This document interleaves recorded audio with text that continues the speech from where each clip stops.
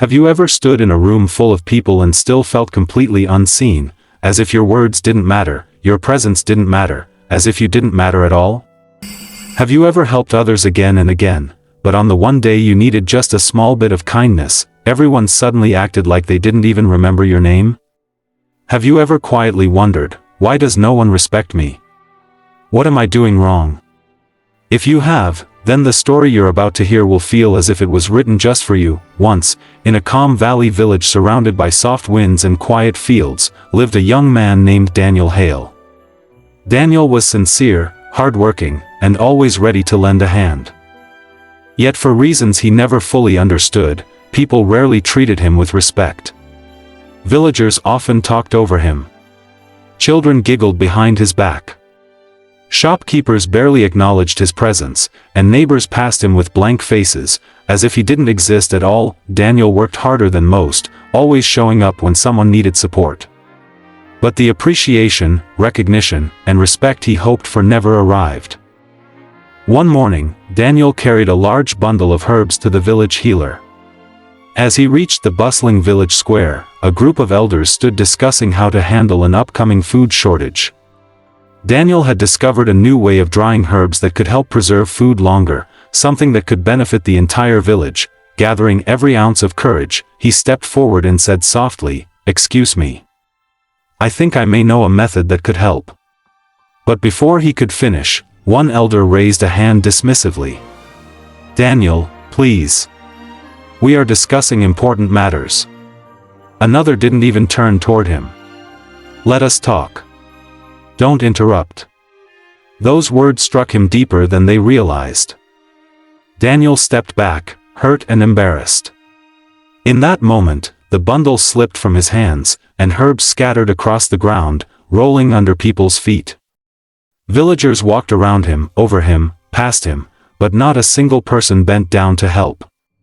Not one. Kneeling alone in the dust, the sun burning his disappointment, Daniel whispered to himself, "Why do people treat me like I don't matter? What am I doing wrong?" His voice trembled, and for the first time in a long while, his heart felt truly heavy. That night, unable to sleep, Daniel sat beneath an old maple tree by the river. Moonlight poured quietly over him, but the emptiness inside remained.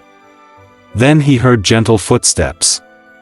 It was Master Rowan, the oldest and most observant man in the village, known for his deep understanding of human behavior. Rowan stood beside him for a long moment before speaking softly, "Son, you don't gain respect by raising your voice.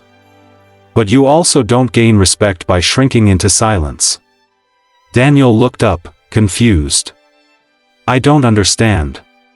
Rowan sat beside him. "There are 5 quiet powers that change how the world sees you. If you learn them, people will respect you without you having to say a single word." Daniel leaned in, listening. "First," Rowan said, "the way you carry yourself. Your posture speaks before your mouth does. Second, move with steadiness. Rushing makes people think your spirit is uncertain.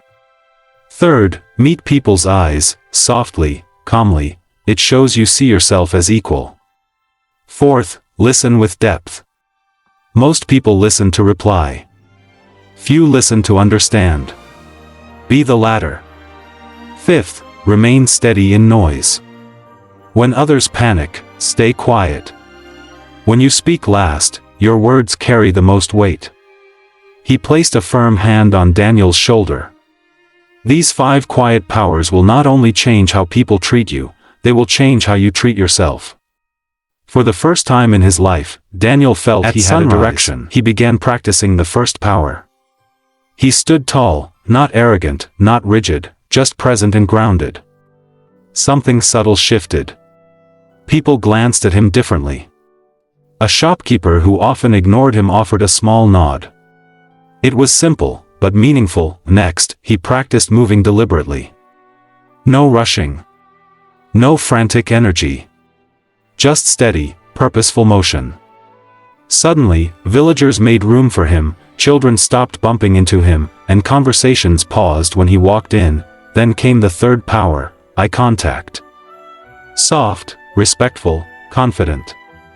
People responded immediately. The carpenter wiped his hands and said, "Daniel, you look more sure of yourself these days." Daniel smiled lightly. No explanation needed, the fourth power softened everything. Daniel began truly listening, not to answer, not to impress, but to understand. And people opened up to him. Even Mrs. Green, who once avoided him, said, "You're easy to talk to, Daniel. You really listen." Respect was beginning to take root. Finally came the moment of truth. The villagers gathered to discuss a shortage of drinking water. Arguments erupted quickly. Everyone talked over each other. Voices rose. Chaos grew, but Daniel stayed silent. Listening. Observing. Waiting.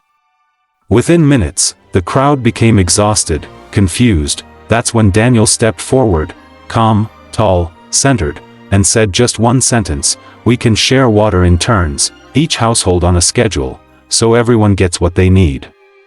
The entire square fell silent. Heads turned. People nodded. Within moments, the solution was accepted. The same people who once ignored him were now listening to him before anyone else. By the end of the season, Daniel Hale was no longer invisible. He didn't gain respect by demanding it. He didn't earn it by changing others. He earned it by changing himself. He respected his posture. He respected his time. He respected his voice. He respected others. And most importantly, he respected his silence. That inner respect reflected outward like sunlight across the whole village. Respect always begins within. When you change the way you carry yourself, the world changes the way it sees you. Thank you for listening.